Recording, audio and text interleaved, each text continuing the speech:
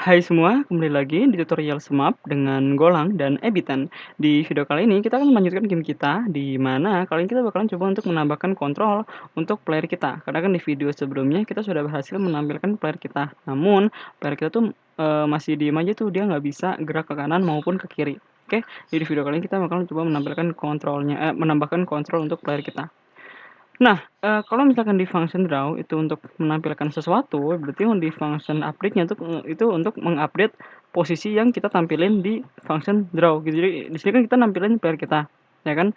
Jadi di function update kita bisa nih nantinya ketika kita menekan sebuah tombol, kita ngebikin posisi dari ininya, player kita itu jadi gerak misalkan ke kanan sebanyak 5 piksel, ya kan. Nantinya function draw itu bakal nge-update posisinya gitu. Jadi nantinya seakan-akan di penglihatan kita itu tuh player itu gerak ke kanan sebanyak 5 piksel gitu. Oke. Oke, langsung saja kita sudah mudah aja kita bisa gunain if statement. Jadi kita bisa gunain if function dari ab10 yaitu adalah ab10 dot is q preset, di mana dia tuh ngecek apakah sebuah key-nya itu dipencet. Jadi kalau misalkan if ab10 dot is key press, jadi kalau misalkan kita mencet key-nya, mencet keyboard di sini dia itu menerima parameter yaitu sebuah konstan yang bisa kita dapetin dari ab10 dot habis itu nama dari key-nya. Nah, kalau kita mau gunain panah kanan dan kiri, jadi itu adalah ab10 dot key dot arrow dot mungkin pertama right dulu ya, right gitu. Lalu kita bisa akses playernya g.player player.x plus equal 5 gitu.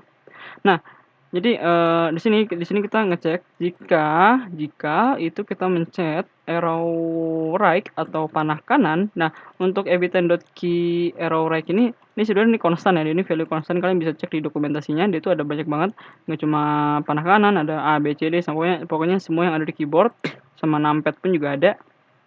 Nah, ketika kita pencet panah kanan, kita pengen player kita tuh ke kanan. Oke, sekarang kalau misalkan kita save, kita jalanin kode kita.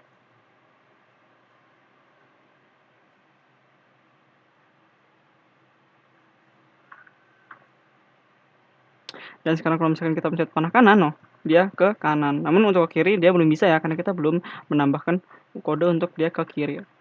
Kita bisa gunain else if ab10 dot is key press arrow left g.player dot x minus equal 5. Kita save, kita jalanin kode kita. Dan sekarang ketika dia itu kita pencet panah kanan, dia ke kanan, panah kiri dia ke kiri gitu. Jadi di sini kita udah menambahkan kontrol agar player kita bisa menghindar meteornya. Nah, namun di sini juga saya pengen sedikit merefaktor kodenya. Jadi biar kita belajar tentang function receiver. Nah, di sini kan kita nulis functionnya langsung dari sini ya. Nah, kita pengen kodenya ini kita taruh di function receiver, di mana dia tuh dari player. Jadi kita bisa bikin function receiver dari player buat player. Kita bisa dengan cara function. Lalu kita bisa bikin pointer dari player. Lalu nama functionnya di sini saya bakal ngasih nama update. Nah, update di sini tuh nggak ada hubungannya sama update di sini. Jadi update yang ini itu tuh punyanya game. Oke, punyanya Ebiten game. Jadi ini game struct, oke, dari Ebiten. Nah, update di sini itu punyanya tipe data player kita, struct player kita. Oke. Dia nggak nerima apa-apa seperti ini. Oke, lalu kita bisa copy aja kodenya. Nah, di sini kan G ini kan dari game ya. Iya kan? Jadi otomatis di sini kita nggak bisa ngakses dong, ya kan G-nya. Jadi kita bisa hapus saja bagian ininya. Lalu kita ganti sama P. Karena kan ini kan mengacu ke instannya. Jadi ini sama aja kalau misalkan di bahasa pemrograman Python atau di JavaScript tuh kayak gini, misalkan player.x, ya kan. Jadi ini posisi x-nya, ini kan dari field dari sini, ya kan? Atau misalkan di Python kayak self.x, nah gitu tuh. Jadi kurang lebih seperti itu.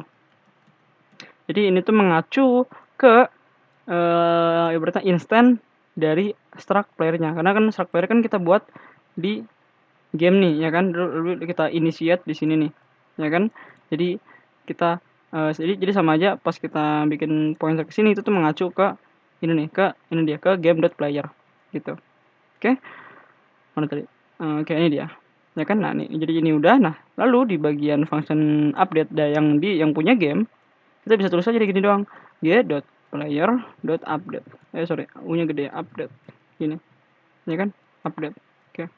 Jadi kita manggil method atau function receiver dari struct update gitu. Sekarang kalau misalkan kita save, kita jalanin kode kita.